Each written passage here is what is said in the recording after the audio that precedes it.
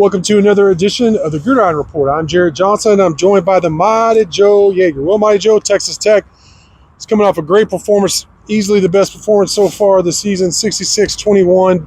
Huge victory over North Texas last week. Now they have undefeated 3-0 Arizona State to kick off Big 12 play right back here at the Jones, 2:30 p.m. Central Time, and that game will be televised on FS1. That's a mouthful. Yes, it is. But before we get to Arizona State and that preview, just where do you stand right now in terms of how you feel about Texas Tech? Better. Yeah. A heck of a lot better. We both, I think like most people going into that game, were concerned. Yeah. The Texas Tech could lose it. Oh, yeah. I believe the spread at kickoff is around 9.5 points, something like that. But the feeling amongst the Texas Tech fan base was not as good as a 9-point spread. There were a lot of people who thought this thing was going to be very, very close and the Tech might lose it. So instead, what do? They turn around and bomb them by 45 points or something like that. So never really in doubt too much. And, some of the doubt that existed about that team based upon those first two terrible performances was dispelled. So naturally now you're feeling a heck of a lot better than you would be if they had just limped through that North Texas game, or if, God forbid, they had lost. We'd be rolling around on the concrete here, right, practically, in agony. So a lot better than it could be. But you got a serious step up in competition now with Arizona State, and that's going to be more of the acid test. Yeah, and a really nice start for Arizona State. The second year under Coach Dillingham, and I think he's impressed a lot of people. Last year was a transition year. Right. This year, Arizona State wasn't really expected to do a whole lot by most, but 3-0 start. They got that big win over Mississippi State. I know Mississippi State's having their own problems, but still, the Sun Devils have handled their business, and now their initial game in the Big 12, is here. But Texas Tech and Arizona State are familiar foes in terms of history, and then here recently they had a home-and-home series where they split.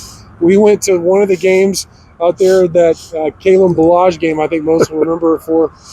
And then they came back and Texas Tech won that game, I think in 2017. So, there is some history, there is some familiarity there despite, this being the first year in the Big 12 for Arizona State. Yeah.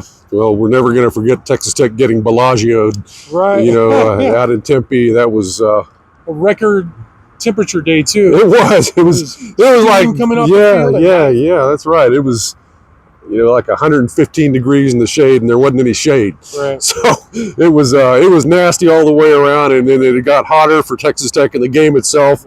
Yeah.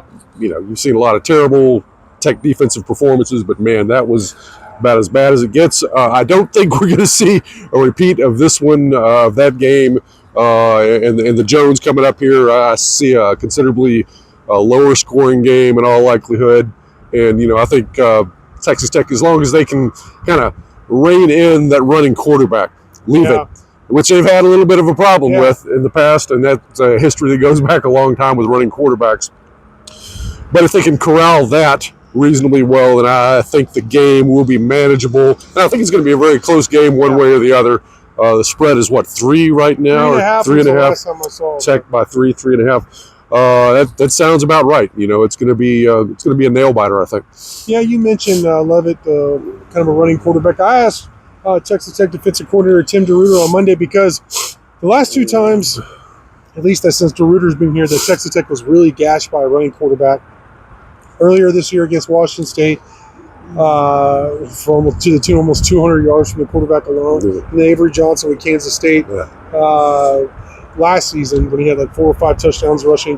And after both of those games, DeRuyter said they weren't prepared for the opposing team's quarterback to run that much. Well, guess what I asked him Monday?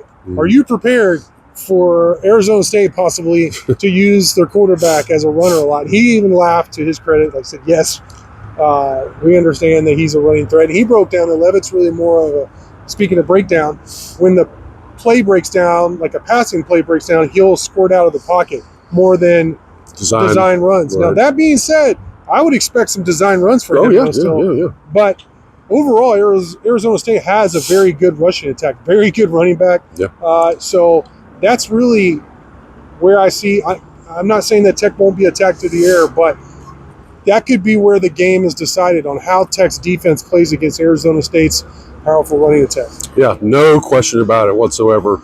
And Levitt is really not a great passer by any means. I think his passer rating is around 138, which is so. Baron Morton's right now is up around like 170 or 180, I think.